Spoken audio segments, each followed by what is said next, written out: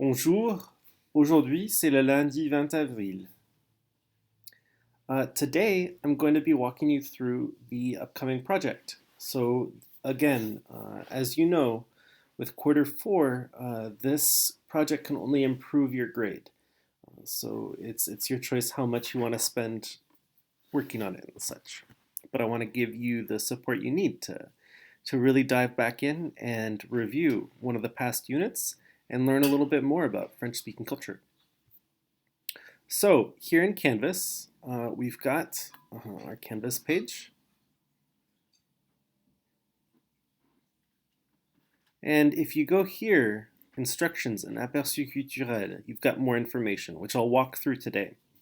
First though, I want to really remind you to please do this, an aperçu culturel. This is the survey where I've asked you to go ahead and fill in and let me know what you would like to do. So for example, what country are you looking at? And we'll talk about that in a second. So which country? So let's say Mali or maybe Algeria. And then I'll be looking at, let's see, how about school culture in Algeria? Okay. And then if you have questions, you can say, when is it due? Thank you. Submit quiz, right? So please do that if you haven't already. So let's go back to, yep. And let's take a look at the instructions. So here I'm explaining a little bit more exactly what I'm looking for from you. And so for now, I really expect most of you to just be at this level. And I'll walk through that a little bit. Okay. So here you've got a PDF, a document, where it walks you through, it might be a little overwhelming, right? But it walks you through all the different steps you can take to complete this project. Right now, I would really expect most of you to be at 1 and 2. Most, if not all of you, to be at 1 and 2. Okay, so just that part. And in fact, by the end of this week, hopefully you move past that. But for today and even tomorrow and maybe the next day, 1 and 2 are great. Okay, those are great places to be. 1 and 2. Okay, so please don't let yourself feel overwhelmed. I know that it's a lot of information.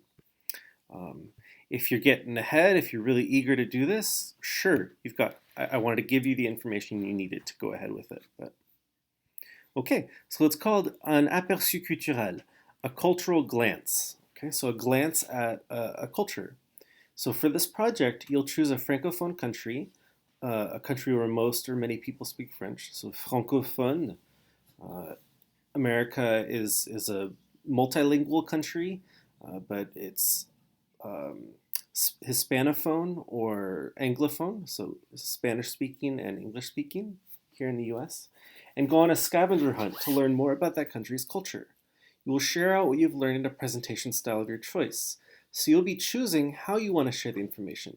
So really, you have so much choice in this, and I'm really excited to see where you go, right? Because you can choose which country you want to do. You can choose which culture you want to explore, what aspect of culture, right? And then you can also choose how you want to tell me that information. So you really have a ton of freedom with this, and I really look forward to seeing where you go with it. I think you can, you've got a lot of liberty here, and so I really am excited to see what you make of it. So look at your work from the previous units. So where did you struggle the most? Which vocabulary set are you least confident using? Which grammatical skills have you mastered? And which ones, maybe do you need to review? And then you can choose the unit that you most need to review. So each unit, if you'll remember, had a theme. So for example, unit 4 that we just did was sports or games. Games might be interesting for this project as much as sports, right? So games like checkers or chess or backgammon, as well as sports. The unit before that, we did housing styles. So you remember learning about apartments and houses and different rooms in the house and different furniture. The unit before that, we talked about fashion, right? Clothing, You were describing different types of clothes, and at the end of the unit, we started talking about kind of different fashions and different styles. And then Unit 1, it was a little loose, but we talked a little bit about school and academics, and that's something you did a lot in French 1 as well. We talked about the back, things like that. So then, once you've done that work, then I would encourage you to kind of seek out the different countries of the world where French is a primary or an official language, right? So for example, Quebec, Quebec is not its own country, but it's a region of Canada. Belgium, Mali, Algeria, etc., etc. There are tons of countries out there where French is a primary language, if not an official language. Um, France is not an option. Uh, Madame Perez and I really expose you to a lot of great information about France. So with this, I really want you to branch out and go explore something that you're not familiar with. There's a whole world out there, literally. And then once you've done that, and again, this is mostly this week. I don't expect you to get much farther than this week, right? So if you're feeling a little overwhelmed, just keep focused on 1 and 2. Then, once you've done that, you can begin kind of dipping your toes into this search, right? Looking for basic information. Some basic information about the country, its population, its climate, the country's geographical features like mountains, rivers, deserts, I don't know, right? Valleys, geographical features. The primary religion practiced there. So maybe it's a Muslim country, maybe it's a Christian country, maybe it's a Buddhist country, right? Okay, because that's just kind of general information that can be really helpful to know, um, to kind of situate us. And then you'll be doing this kind of search, right? And then hopefully you'll find at least 3 examples of this kind of culture, maybe housing culture, or maybe you chose fashion. So at least 3 examples of fashion culture, for example. Um, and so I'm giving you an example here. Au Sénégal, la majorité habite dans un appartement. Beaucoup de personnes habitent dans une maison. Et etc. etc. Okay, so this is just a brief example of, okay, in Senegal, the majority lives in an apartment.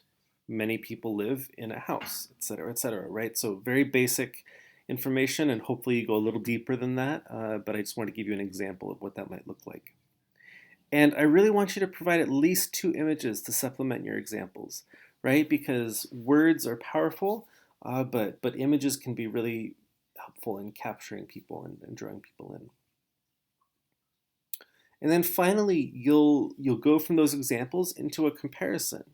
How is this culture different from the one you're most familiar with? So what differences do you notice in this culture compared to your way of life? And I'd love at least 3 specific examples of, well, here they do this, and then there they do that, right? So really comparing in French what that means, what that looks like.